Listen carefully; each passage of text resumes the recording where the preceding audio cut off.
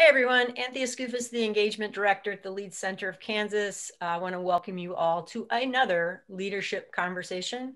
Today, I'm really thrilled to welcome two artist agents that we work with quite often. Sarah McCarthy of Dandelion Artists. Sarah, you want to wave? Hi. Obviously, she would be the Sarah. And Simon Shaw of Shaw Entertainment Group. Hi, Simon. Hi. My mum So, tells me if I'd have been a girl, I'd have been a Sarah. oh, look at that. Okay, lovely. So we've invited you two to come in and talk with us today because, well, we just thought people would be interested in hearing the relationship between the presenter and agents and all that.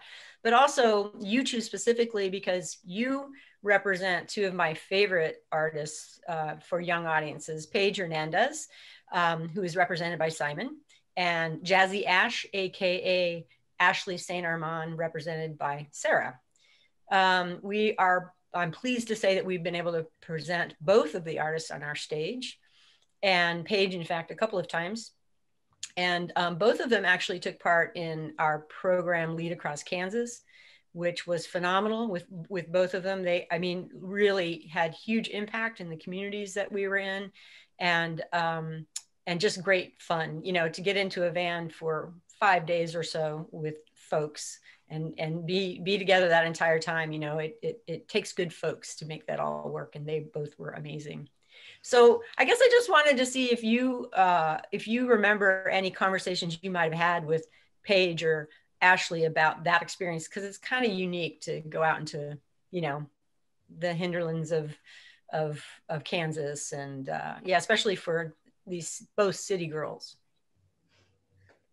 Yeah, I only know that Paige just had an amazing time. And, I think partly because you were with her and traveling together, and that felt so good. And then going to these communities where, perhaps they'd never seen a mixed race person in person, and then having that experience of breaking down barriers. And I think amazing. Just happy. Yeah. I know it brings a big smile to Paige's face. Yeah. Yeah, I think Ashley felt like it was a really cool way to connect with people because you weren't in theater spaces. I think much of the time they were larger rooms. It was more of kind of a hands-on sort of workshop or sort of you know engaged way of performing for people and with people. Yeah. And I think that kind of intimacy was really cool. And also that it was, meeting people of all ages. It wasn't just a children's program. It really was intergenerational in lots of cases.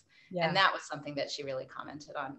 It was really cool. Yeah, and it's true. It's unique settings that they're engaging with folks and a variety of ages, and it's a special program. We love it, and it's especially great because I get that time too to spend with the artists that you don't normally have that kind of time to sit and visit and get to know them and learn more about the work they're doing, and then find other ways that we can work together, which has happened for sure because of this. So. Yeah, we're doing another tour. So we're going to have two now. I'm calling them North of 70, South of 70, Highway 70. And so we're hoping that we can get Paige and Ashley back for another round so they can tour into the new areas, which would be great. That's great. I'm sure we can help you do that. Yeah, cool. Well, we'll be talking about that, I'm sure, once we get through this stuff that we're in the midst of. Yeah. So I know, having known you both for a number of years, that you've both sort of had different journeys in finding your way to becoming agents for artists for young audiences and family audiences. So I thought it'd be kind of interesting just to hear kind of a brief explanation of how you ended up where you are now in this world. Simon, you want to start? Okay, sure. I started out, it's a long and winding road. I started out in 94 as a merch guy on rock and roll tours. And I just graduated from college with my bachelor's in government and politics and started touring the UK and then Europe. and had a brilliant time on the road, but didn't see myself in any of the people that I saw as I was touring. And so I got back to London and got a job in a promoter's office where we were booking shows at different theatres around the UK. And then I met the woman who's now my wife, and I started trying to get a job in New York and was able to get a job at a Broadway booking agency. And I was there as the assistant to the president. And as it turned out, I was a terrible assistant. And but thankfully, there was another position in the organization where I became a contract manager, and then I became an agent. And then in 2005, my wife and I left New York City and we moved up to Western Massachusetts, where we live now. And I actually programmed a venue for a season. It was a renovated theater, about an 800-seater. It'd been closed dark for 50 years, and I got to program its inaugural season, which was pretty exciting.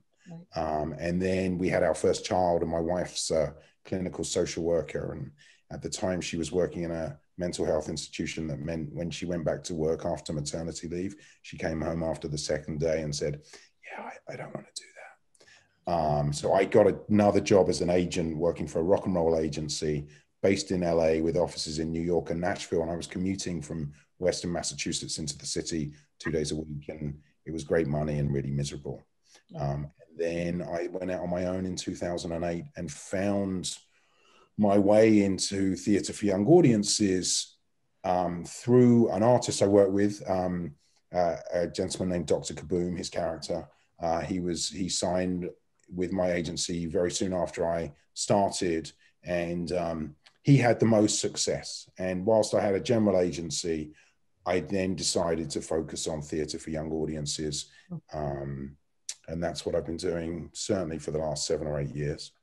Fantastic. Thanks, Simon. Sarah? Yeah, I started as a presenter and a producer. I graduated from college with my acting degree and realized really quickly that I didn't want to be an actor, but kind of found my way into operations and producing performing arts events. I moved to Los Angeles and started working for the LA County Arts Commission at this big outdoor amphitheater across the street from the Hollywood Bowl. And that was really a great job and a grueling job. And so I was there for 3 years before I joined the public programming department at the J. Paul Getty Museum in Los Angeles. And that was amazing. And, so I was there for about 10 years, programming all sorts of live events at the museum, some of them exhibition related and some of them just bringing audiences up to the Getty Center. And one of my favorite series that I programmed for like 11 seasons was this garden concert for kids series out in the lawn, outside, about 1,000 people on blankets listening to live music in the summer. Beautiful. And that's where I booked most of, many of the artists that I now currently represent, and got to know this sort of incredible field of children's music artists, which became a real, love of mine to present. And after a while, I realized there was a lack of representation for those artists. Right. So I kept saying to my agent friends for a while, like, somebody needs to scoop these people up and start a roster. And I ended up doing that after my second child was born. And so that's,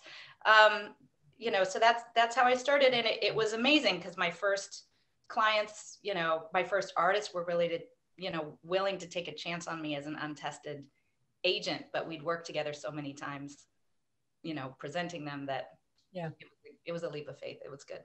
Yeah, it's interesting because you both have then been on both sides of this world that we live in. I don't think any of us have been in the artist side of it. I guess it's a three-way thing, but we have been on the presenting, and you've been in the presenting and on the agent side. That's interesting. I'm sure it gives you good perspective when we're having conversations on, where we're coming from sometimes when we're talking about yeah, the needs and the budget restrictions always with youth performances and all of that. Yeah. I think it's such a great partnership. I think it's really, it's just two sides of the same coin. And I feel like my work as an agent is really an extension of the work I did as a presenter. Yeah. It feels effortless. So go ahead, Simon, sorry. Mine, it doesn't feel effortless to me. But, there's definitely some effort involved. But no, I agree. I think, we're all trying to achieve the same thing. And I think understanding the realities of how, where, how, and under what constraints somebody is operating, it makes it more of a real conversation. Yeah.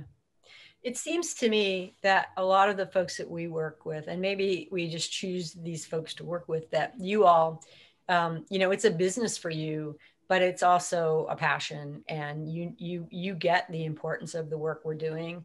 And so, it isn't the bottom line all the time. And there are ways to, as you said, build a relationship and make this work. And I really appreciate that. And especially because you both have great rosters with great artists. And so it certainly makes it easier for us, and we appreciate that. So we're talking about work for youth, and I'd love to just hear briefly what you think about, or why you think it's important that there is work created specifically for young audiences.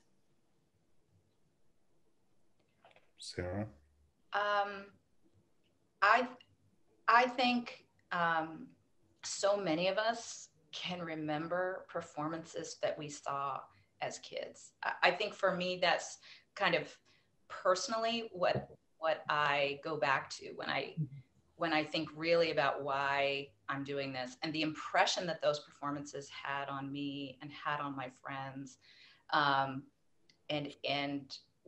what they taught me in different ways. And I've seen it with my artists where you sit in a room full of families or kids, and the impact that experience can have on them is just unforgettable. And I think it's important to kids, like education and development, but it's also just it's important for them as being a part of this society and feeling like a part of a community. Yeah.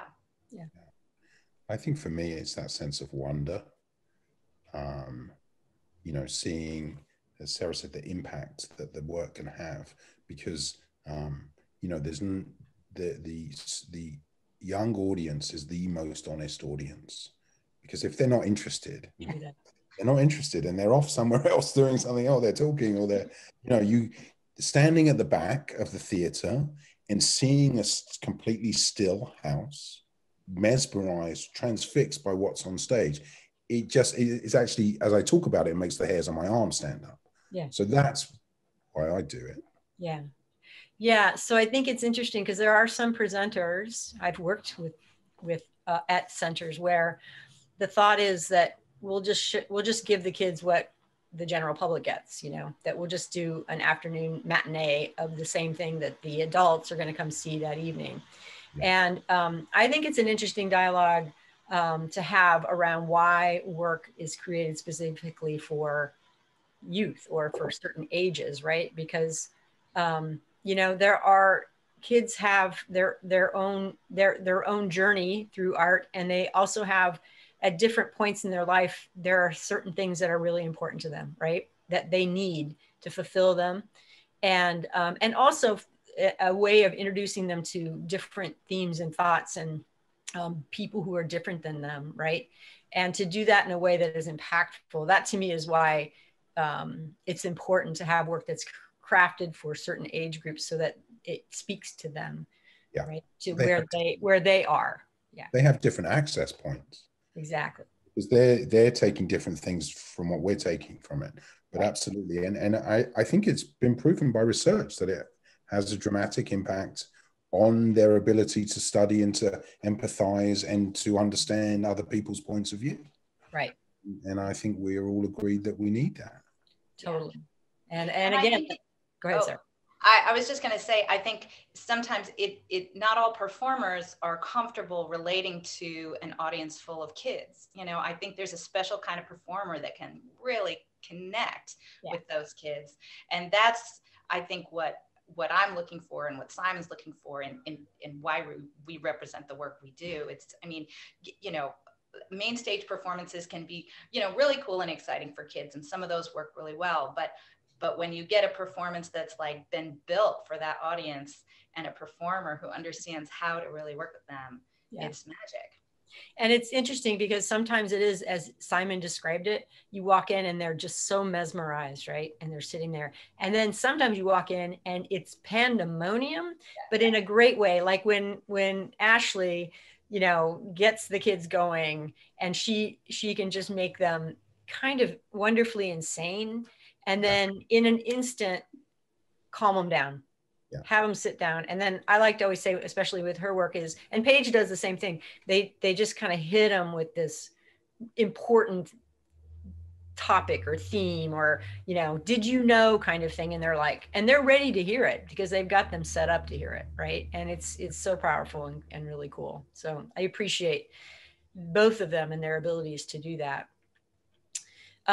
Here's a question from one of our staff members. They'd like to know, what's the most creative performance or work that you have seen in recent years? It could be one of your artists, but it could be something unique, you know, some other artist, or it doesn't even have to be art pieces for young audiences. Wow. I can find a moment to think, Sarah. I'm going to say it's one of the artists I represent who has also been on, you know, Lead Across Kansas, is Eric Kyle. Yeah. And his performance, Tetris, which is a dance piece. For me, that was the most amazing performance I've experienced in a theater for young people, because it was a dance piece, or as you say, dance. And it, dance sounds so much nicer though.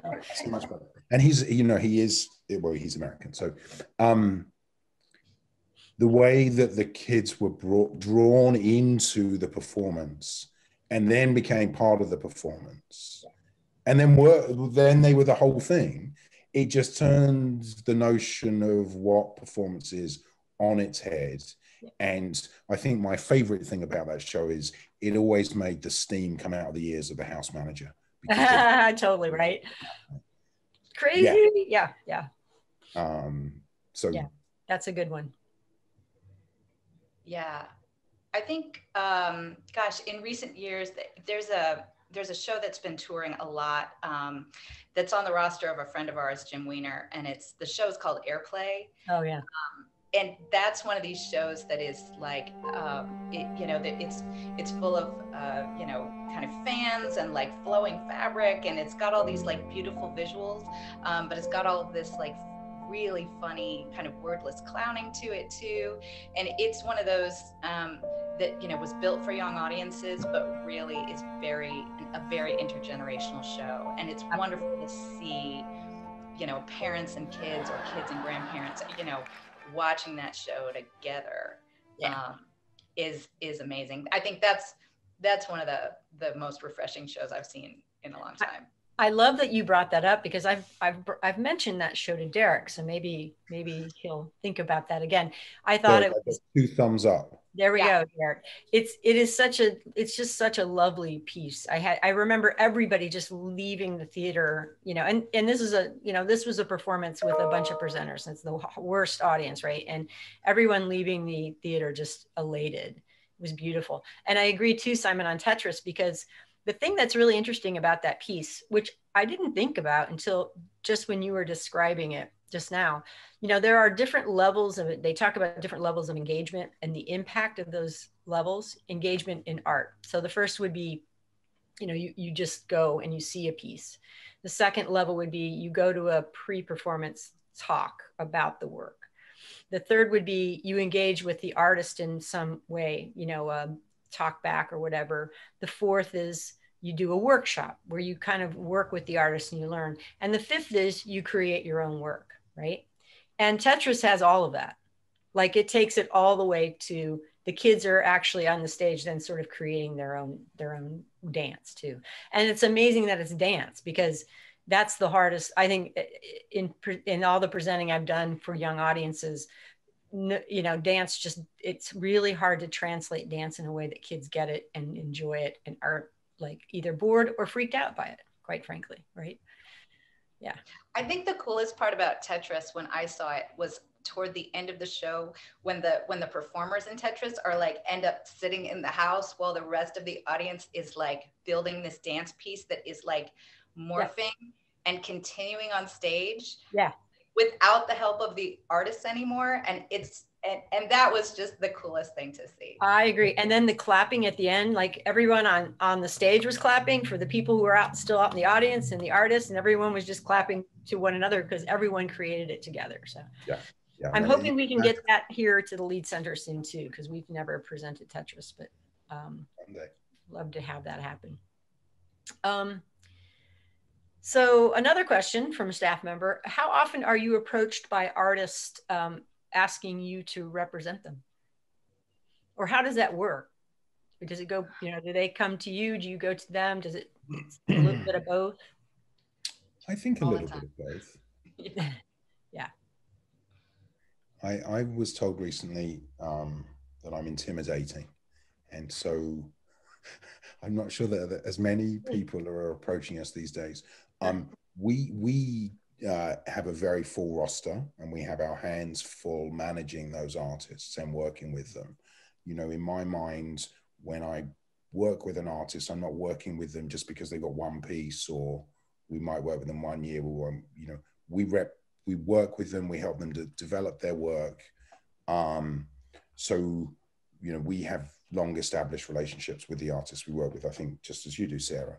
We definitely get approached a lot, and some things are of interest and some things are not. Right. Yeah. Yeah, I agree. I think I get approached a lot, and again, some things are not quite appropriate, don't sort of fit my you know, my sort of brand or my aesthetic. But then unfortunately, a lot of the times is, you know, yeah, the roster that I do have is very full. You know, I'm a one-person shop, and it takes a lot of care and time to manage tours for the artists that you have. And I, you know, sure, I could sign another 20 artists, but I wouldn't be serving any of them very well at that point. And it really is a close personal relationship between the artist and the agent. Right. And they're depending on us. Yeah. Right. Right. I always tell the artists, you know, this is like a marriage. You know, we're in this together. It's very much a two-way street, and we have to be supportive of each other. You know, not often, but sometimes we have presenting colleagues who say, hey, have you ever thought about this, or have you seen this artist? And that's, you know, that's another way that we find artists. Yeah, nice. So I think I'd be remiss if I didn't bring up the thing we don't really like talking about, but has impacted all of our lives pretty majorly, and that's COVID. And wondering how it has affected you and your performers that you're representing. So how are you coping, and how are your artists coping? Can you just speak a little bit to that? Yeah, it's been really difficult. I think it's, you know, when crisis hits, you know, people's strength is really tested, and it's hurt, you know, losing a year and a half worth of bookings that we spent so long putting together is really hard. It's hard for me, and it's hard for me to, you know, keep sending cancellation notices to my artists. Yeah. And, you know, at the same time, I think we've really, as a roster, the Dandelion roster has really come together. We've started doing fairly regular Zoom calls among the roster to kind of support each other and see how we're doing, help each other get, you know, government, you know, subsidies or relief grants, help each other just, you know, by checking in, and then also supporting each other. There's been a lot of artistic creation going on, not just in terms of creating virtual programs, which my artists were like furiously sharing technical information about how best to live stream their shows. But then also, you know, in terms of creating new work, a lot of the artists have been writing new work during this time. So in that way, you know, I think it's brought us closer together, and that's always a good thing, even if it's out of a bad situation. Yeah, I mean, you know, we're coming up, we're 10 months into this, over 10 months into this. I mean, obviously financially it was disastrous. You know, we cancelled from March the 12th. So from March the 12th, 2020 through till who knows when, in essence, our income stream has disappeared. We received some government support, and that's obviously helpful. We've encouraged our artists to make work for the moment, for this moment, and we've encouraged them to create sort of artist guided learning. And whilst we're eager, some of them are more eager than others to be back on the road. Some of them are quite happy actually staying at home, and that's been an interesting thing, and reaching out digitally. So whilst we're looking forward to being back on the road, we're also now, we have 6 of our artists have created work that we're sharing around various performing arts centers that are tied to their art forms. So Paige might be dancing, and she's got a choreography one. There's a couple of other science ones, some resiliency. So different things that kids can use and teachers can use in their classrooms, because the teachers can only be having a difficult time. So that's been interesting. And through that, we've, you know, some silver linings for us are, one of my artists has just been booked in Labrador, Canada. Right? That would never have happened without this. Another one of our artists, Trusty Sidekick, who, of course, Anthea, you know well, we were able, they've got a beautiful archival video of one of their shows, and they were able to put some arts education around it. And Cleveland Playhouse Square booked it. And they wouldn't have had a space for it because it's too small a show. So there are some small silver linings. Right. And I think, you know, as with many industries, I think our industry will forever be changed by this. And I think the digital component of learning will carry on in line with and alongside live performance. Yeah, I'm sorry, I didn't mean to interrupt you. That's all I got. No, I totally agree. And I think a couple of things you brought up, you know, access to more rural communities. You know, we have, Kansas is, you know, it's 95% rural, right? And many of the communities are, and Kansas is a very long, big state, right? So there's no way that they can access some of these spaces, the LIED Center, you know, performing arts centers like in Wichita, they can't get to those. It's just too long of a drive. So having an ability to have the school kids to the LIED Center, have that performance, but live stream it to certain schools in rural Kansas could be really amazing. And the other thing you brought up, Simon, I think is cool, like what Paige, which we're going to be bringing in, what Paige is doing in creating these sort of learning units around hip hop dance. That's something that's just another tool, another thing that you have when the artist offers the work up again live, but before that, this can happen so that the kids are prepped, because, you know, that workshop stuff with teachers doesn't really go so much anymore. It's really hard to get their attention to do that, but this is like accessing the kids immediate without the teacher actually, you know, all sharing. And that was one of the things we encourage as well, you know, tie it to your live work. Right. Make it relate to your live work so that it's evergreen. Right. And, you know, it's interesting as well working with the artists to see how they adapt and who excels and who has challenges and who has surprise skills that they didn't bring to the table. I found out that Paige went to clown school, and I only found that out last week, right? Wow. I couldn't believe it. I've been working with Paige since 2014, and I never knew. Yeah. She'd been to clown school. Wow. Huh.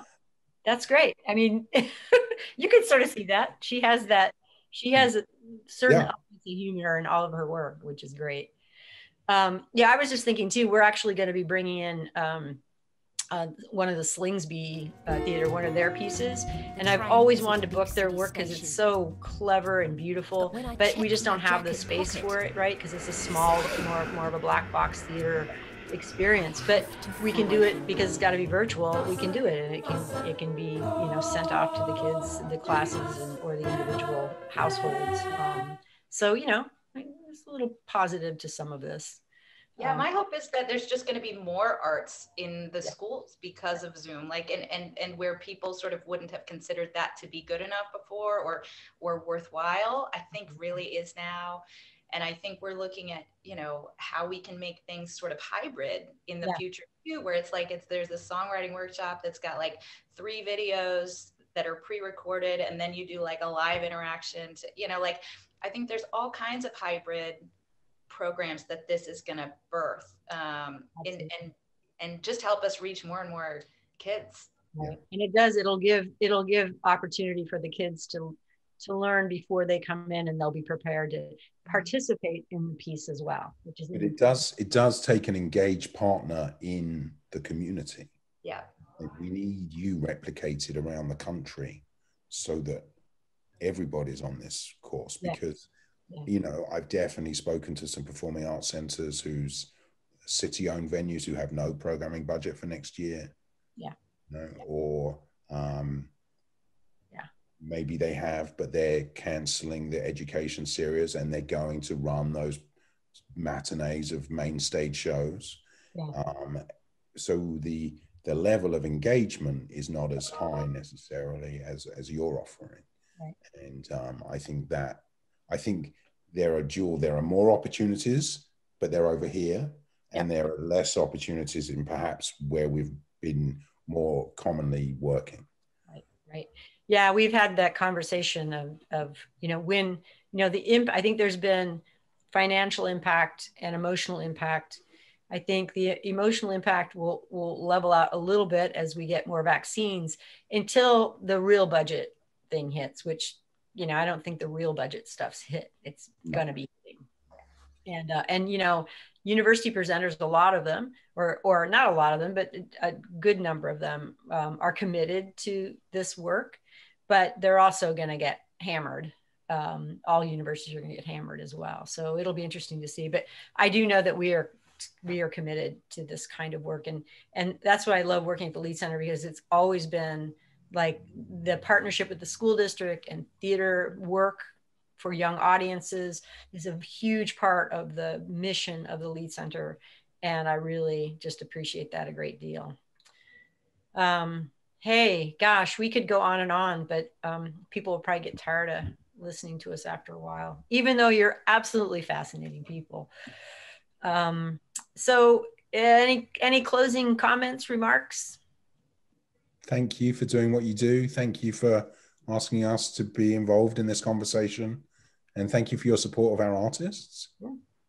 Yeah, we couldn't do this work without people like you, Anthea, and you're willing to, you know, take risks and support new work. It's invaluable.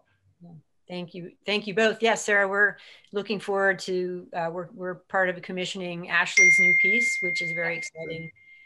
So we look forward to that in the future. There's a lot to look forward to, having Paige and Ash and others back, and Eric and well, I want to thank you both. I really appreciate the work that you do and the artists on your roster. I think that you take it incredibly seriously, and you understand how important it is. And we really appreciate that. And it's just great working with both of you as well. So I thank you for that.